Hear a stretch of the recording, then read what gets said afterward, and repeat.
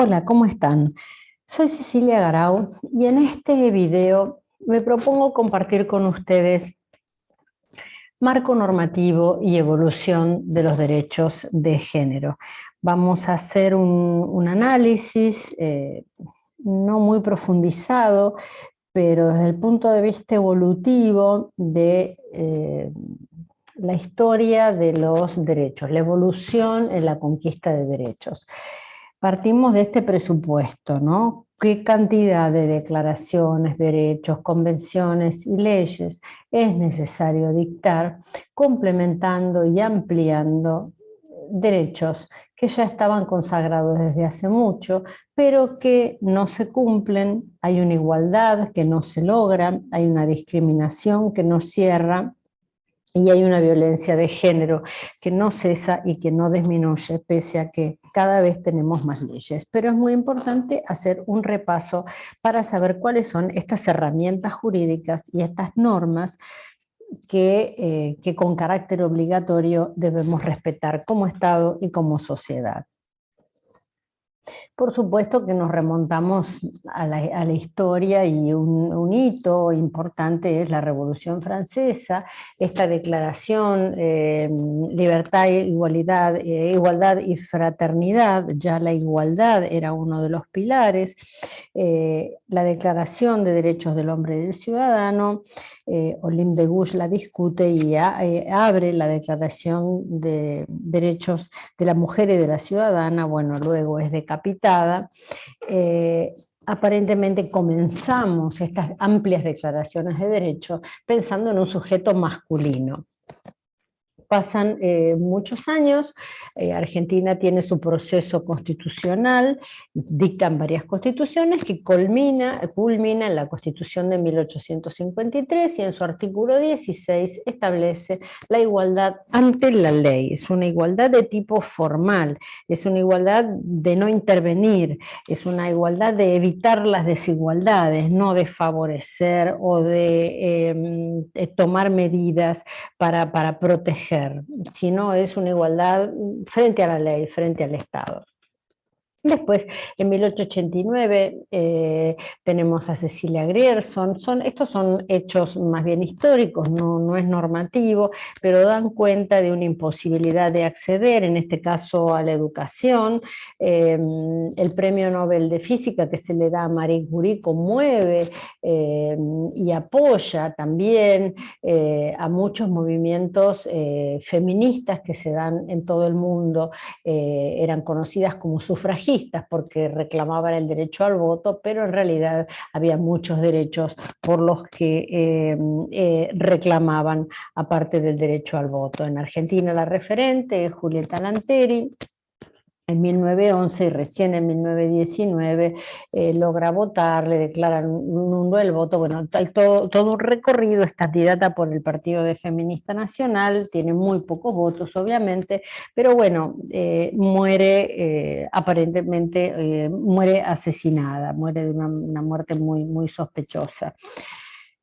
Sigue la historia, y de 1911 vamos a saltar a 1948, que es después de las guerras mundiales, donde el mundo unido en la Sociedad de Naciones, en 1948, se da la Declaración Universal de Derechos Humanos, con derechos básicos, ¿no? Para que no vuelvan a ocurrir, o con el fin de que no ocurrieran las atrocidades vividas durante la guerra. En el sistema americano, esto es en el sistema internacional, en el sistema latinoamericano, interamericano, no latinoamericano, interamericano, se da una declaración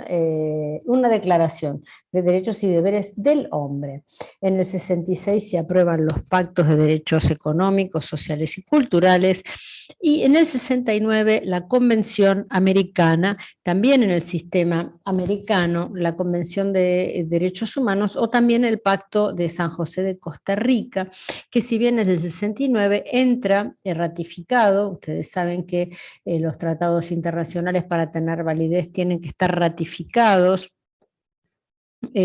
por el Congreso. Entonces, recién ocurre en 1984 porque antes Argentina estaba en dictadura, no teníamos democracia. Entonces, todas estas convenciones ingresan a partir del 83 en adelante, y muy especialmente con la reforma de la Constitución en 1994, como ya lo vamos a ver.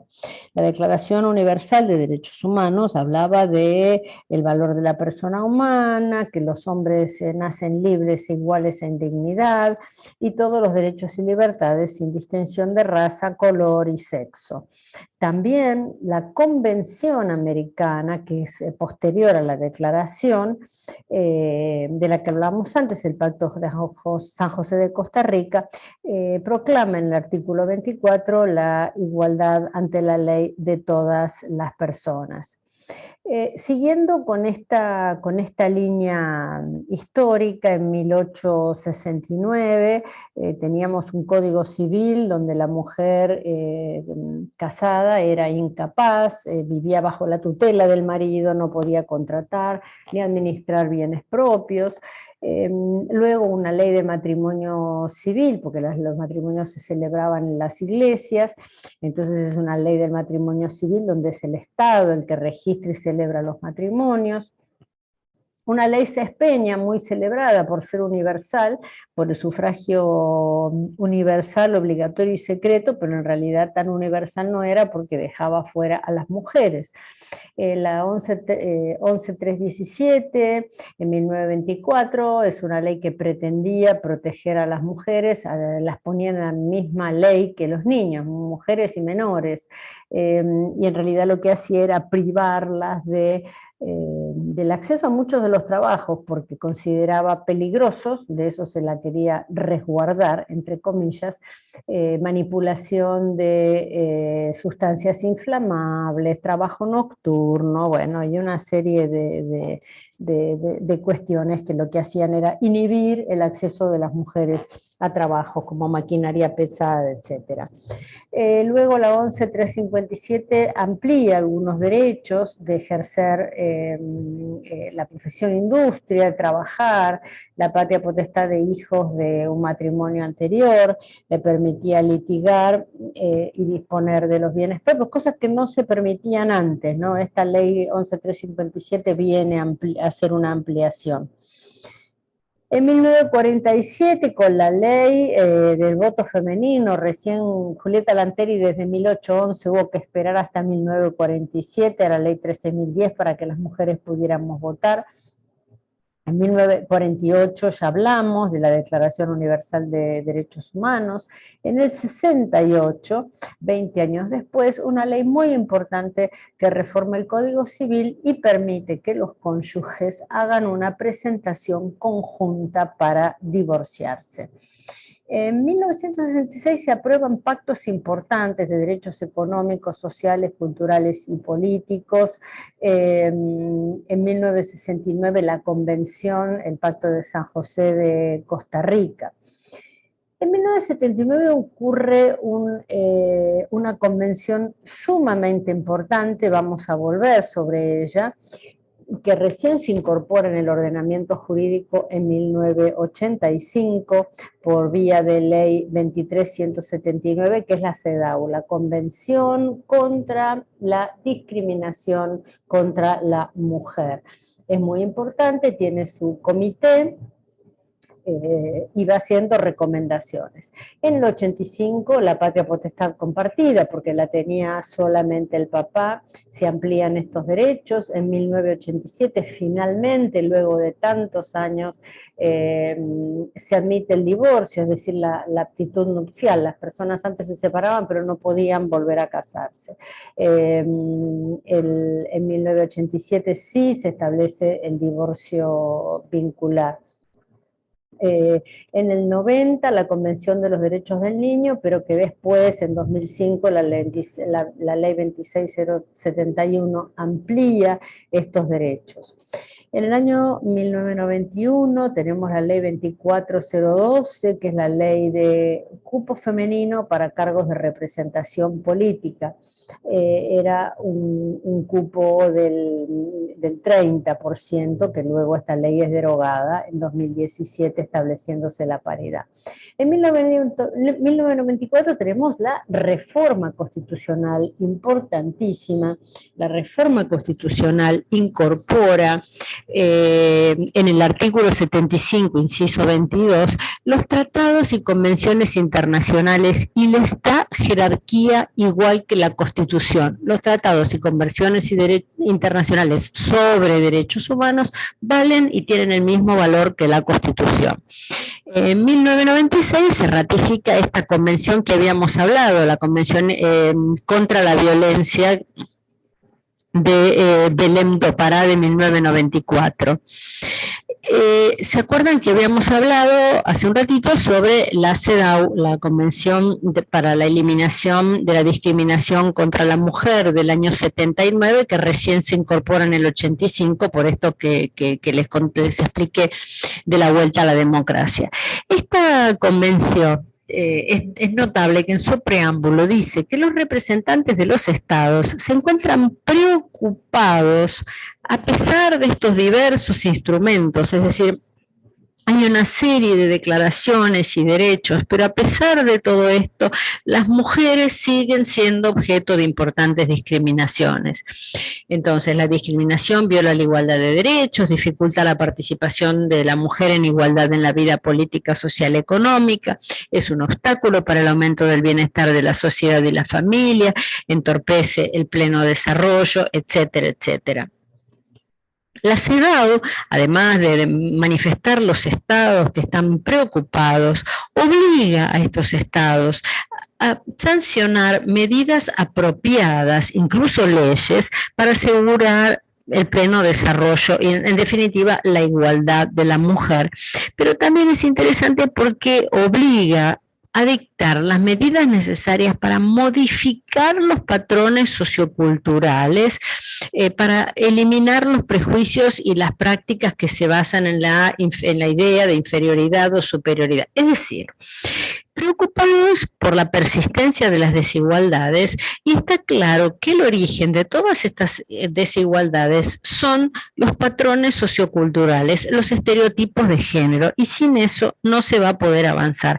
Y los estados, ya en el año 79, y Argentina cuando la incorpora, el Estado tiene la obligación de derribar esos estereotipos. Es obligación legal trabajar en el avance de la igualdad, y se toma, y es clarísimo a través de las leyes, que los estereotipos culturales impiden el avance.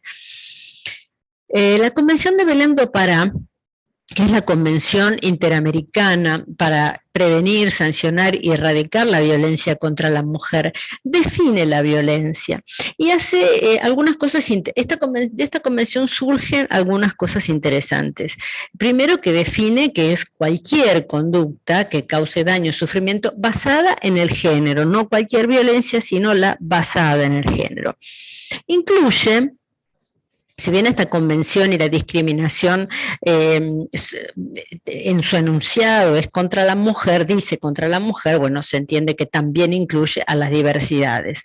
Esta convención de Belém do Pará incluye la violencia física, sexual y psicológica, pero también prevé el ámbito público y el ámbito privado, porque bueno, se consideraba que la violencia intrafamiliar o doméstica era una cuestión privada, eso eran los jueces, es privado, arréglense como pueda. Entonces, el Estado no podía intervenir. No, esta convención da por tierra con ese concepto privatista de la violencia y habla de la violencia en el ámbito público, en el ámbito privado, expresamente menciona a la familia o también por cualquier persona, describe que puede comprender violación, abuso, tortura, prostitución, acoso sexual, y que también llama violencia a la perpetrada por el Estado o por sus agentes. Y esto es importante porque por el Estado o sus agentes en forma directa o por omisión, por tolerar la violencia. eh, tiene un mecanismo de seguimiento de la convención, y bueno, y los estados partes se obligan, convienen en adoptar políticas para prevenir la violencia, medidas apropiadas para abolir todo lo que respalde la tolerancia, y nuevamente aparece la necesidad de modificar los patrones socioculturales de conductas de hombres y mujeres, para contrarrestar los prejuicios y costumbres y todo tipo de prácticas discriminatorias. La violencia es una práctica que hay que erradicarla y que tiene origen en los estereotipos.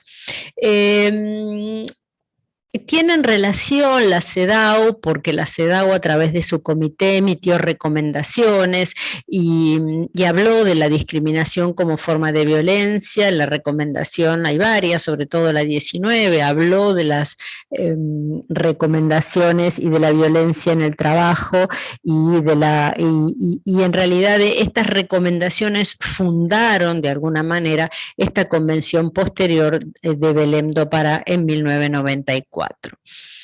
Bueno, hacemos un repaso por la evolución en Argentina de los derechos. No vamos a entrar en particular, pero en 1991 habíamos mencionado el 30% del cupo femenino en las listas de candidatos, derogada en 2017, derogada porque, bueno, se estableció la paridad, ¿no? La ley 27412 establece la paridad.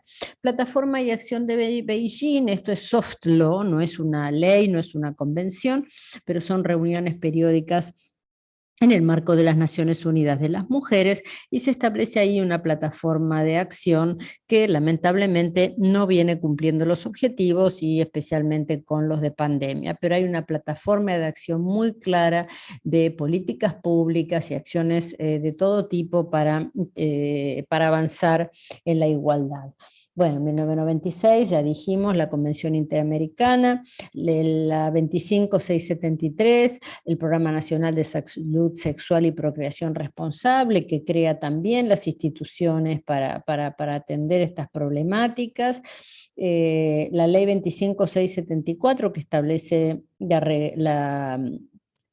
el cupo sindical, llamada cupo sindical, la representación del 30% de mujeres sindicalistas, esto con el principal objetivo de progresar en los convenios colectivos de trabajo, con normas que protegieran o que tendieran a la igualdad entre las mujeres. La ley 25929, la ley de parto respetado en contra de la violencia obstétrica. En 2006 la 26130 de anticoncepción quirúrgica, la 26150, la ley nacional de educación sexual integral. Los principios de Yogyakarta, que otra vez, como la plataforma de acción de Beijing, no es soft law, es decir, no es derecho exactamente obligatorio, pero son 29 principios importantísimos que tienden al reconocimiento de las personas, cualquiera sea su orientación sexual, específicamente obligaciones de los estados y de política pública para reconocer los derechos y la protección de las personas pertenecientes a los colectivos LGTBIQ+. En 2009 es importantísima la ley 26485 de protección integral de las mujeres frente a todas las formas de violencia, clasifica, establece medidas, describe perfectamente las violencias, ya lo vamos a ver en el próximo módulo. Una ley muy celebrada, muy querida, es la ley de matrimonio igualitario, que permite el casamiento entre personas del mismo sexo, también muy discutida en la sociedad, que bueno, felizmente llegó a sancionarse. En el 2012, un año importante porque también se reconoce por ley 26743 la ley de identidad de género, que permite registrar la persona con su identidad en el registro civil y en toda la documentación con su identidad autopercibida. La ley 26791, que en el Código Penal establece como delito el femicidio. La reforma de la 26364 sobre la ley de trata y explotación sexual, una ley importante que es la 26844, la ley de las trabajadoras de casas particulares, un sector, un rubro feminizado. La gran mayoría de las personas que trabajan en casas particulares o mal llamado servicio doméstico son mujeres. Esta ley les otorga derechos, licencia, vacaciones, aguinaldo, que no la tenían. Este rubro, este sector estaba fuera de la ley de protección del trabajo. En 2015, el Código Civil y Comercial, reformas importantísimas en materia de familia, se receptan las nuevas formas de organización familiar, familias ensambladas, se respeta el apellido de los hijos, que puede ser de cualquiera de los dos progenitores, un régimen patrimonial matrimonial más libre, con elección del régimen, uniones convivenciales, la corresponsabilidad parental, ambos padres son ahora responsables, no se habla más de patria potestad, algo tan masculinizado, se habla de corresponsabilidad parental, la custodia compartida, teniendo en cuenta el interés superior del niño, los alimentos de la embarazada, aún posteriores al divorcio, la aparición de la institución de la compensación económica, que implica una valoración del trabajo de cuidado. La compensación económica es cuando después del divorcio se puede pedir una compensación el cónyuge que haya realizado una contribución al trabajo de cuidado, cuando es el otro cónyuge que se haya dedicado, obtenido más desarrollo económico. Ahí la compensación económica es un recurso, un dispositivo que, bueno, a través de las cuales los jueces pueden establecer una compensación económica al cónyuge que haya trabajado y por eso no haya podido desarrollar su autonomía económica. En 2015 seguimos avanzando los Objetivos de Desarrollo Sostenible, los famosos ODS, y en el ODS 5 es la igualdad de género, que se supone debe ser transversal a todos los ODS. Hablamos ya de la ley de paridad de género, 50% en los ámbitos de representación política. En 2018 la ley Brisa, que es la ley que prevé una reparación económica para niños, niñas, y adolescentes, hijos e hijas de víctimas de femicidio. La ley Micaela, por la que estamos aquí justamente, que establece la capacitación obligatoria en materia de género y violencia de género para todos los funcionarios de los tres poderes y todos los niveles del Estado. La ley 27555, que es la ley de teletrabajo, que establece el derecho a la desconexión, importante para las mujeres y el trabajo remoto, ¿no? Y las tareas y reconocimiento a las tareas de cuidado de menores y adultos, pudiendo establecer una organización del trabajo específica. El importantísimo convenio 190 que vamos a ver en el próximo módulo sobre violencia y acoso en el trabajo, que Argentina ratifica conjuntamente con la recomendación 206, y en 2021 el cupo trans, que establece la admisión de un 1% de personas transgéneros. Esta ley también llamada Diana Zacayán Loana Berkins, por ser dos activistas asesinadas, y bueno, y en su homenaje esta ley lleva su nombre. Bueno, y para concluir, no me quiero extender mucho, pero recordamos que la Convención Interamericana, conjuntamente con la Convención de Belém do Pará, cuando se establece la Corte Interamericana de Derechos Humanos, también la Corte Interamericana de Derechos Humanos juzga o establece su propia jurisdicción sobre la Convención de Belém do Pará, es decir, sobre la violencia contra las mujeres. Simplemente, esto después puede ser objeto de ampliación, hay una cantidad de casos donde países de toda Latinoamérica hay condenas contra estos países, justamente por no respetar estándares de debida diligencia en la investigación de muertes de mujeres, de asesinatos de mujeres. Bueno, todos los países tienen su tienen sus casos, son casos, bueno, dolorosos, pero la Corte Interamericana ha hecho un trabajo interesante en materia de valoración y apreciación de cómo se han llevado a cabo investigaciones sin perspectiva de género, y bueno, y esperamos que también la justicia en Argentina pueda ir avanzando en la perspectiva de género. Es cierto, se ha avanzado mucho, pero aún falta mucho, mucho por lograr en todos los fueros, en el civil, en el penal, en laboral. Aún los jueces y las juezas creo que tienen una gran deuda con estas convenciones que protegen la igualdad y la violencia, así que esperemos con el tiempo y con la ley Micaela lograr una mayor perspectiva de género en el juzgamiento de los casos, simplemente para poder aplicar esta cantidad enorme de normas que tenemos que no se reflejan en una realidad que aún sigue siendo desigual y en la que la violencia de género no parece tender a disminuir. Así que cualquier cosa estoy a disposición por las dudas y por las dudas que puedan tener o para ampliar. Y bueno, muchísimas gracias por la atención.